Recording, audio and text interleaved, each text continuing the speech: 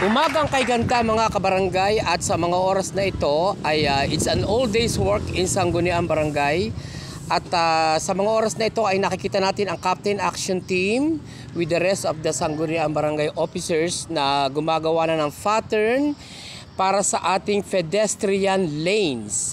So lalagyan na natin ng mga pedestrian lanes ang ating ibang parte ng mga barangay na po pwedeng tawiran para yung mga ating mga kabarangay ay hindi mahihirapang tumawid sa mga lansangan just in case na maraming nagdaraang mga sasakyan. At ang pedestrian lane na ito ay malaking tulong at naisip ng ating sanggunian sa pangunguna ni Kapitan Art Lirio na mapalagyan ang bawat sangay ng ating barangay or mga lugar kung saan daanan-daanan ng ating mga or tawiran ng ating mga kabarangay na tumatawid at gustong tumawid at hindi makatawid dahil may mga dumaraan sa sasakyan. So sa pamamagitan ng proyektong ito, malaking tulong ito para sa ating mga pedestrians na gustong tumawid ng daan at lumipat sa kabilang parte ng ating daan. So ginagawa na ang pattern kung saan ang isang box na ito ng kahoy na naisip ng ating sanggunian ay mag-uugnay at pag naipatong ito, ang pattern na ito sa daan at napinturahan, 8 ang size nito ng pinakalinya. So magiging malinaw ito para sa ating lahat na ito ay pedestrian lane. So inaanyayahan ang lahat ng ating mga kabarangay na makiisa sa programang ito upang maiwasan natin ang mga aksidente na nangyayari na sa ating barangay. Isip at isip ang ating kapitan kung papaano ang ating pamumuhay dito sa barangay ay magiging wasto at karapat-dapat at sang-ayon sa batas na ika nga ay makatutulong at malaking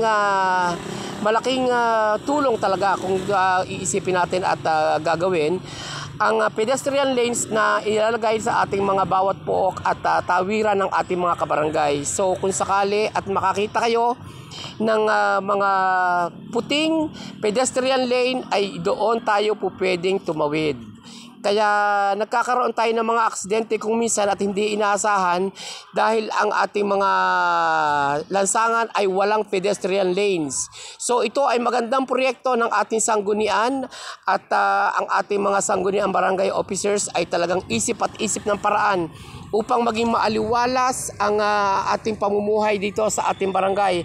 Hatid ng mga nangyayaring hindi inaasahan, kaya ito ay naisip ng ating barangay. So sabi nga ng iba, walang unang pagsisisi, palaging nasa bandang huli. So ito ay isang patakaran na kailangan masundin natin mga kabarangay at lahat ng bawat mamamayan na ninirahan dito sa ating lugar. At ang ating pamayanan ay talagang makikita nating matiwasay at maayos kapag tayo ay sumusunod lahat sa mga batas trapiko din. Hindi lamang sa sangguniang panglungsod kailangan tayo sumunod, kung hindi sa sangguniang barangay din.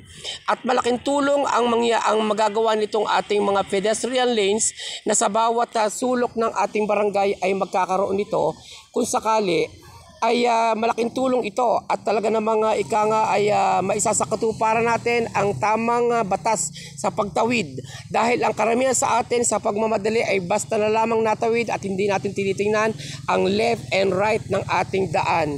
So talagang nalalapit nga sa aksidente kapag ganon. So maging maingat tayong lahat mga kabarangay sa pagkakataong ito at talaga namang isang nagbuwis buhay na dahil sa aksidente sa motor ang hindi inaasahang pangyayari at talaga namang ito ay aksidente or sino ka naman ang matutuwa na nangyayari ito sa ating barangay.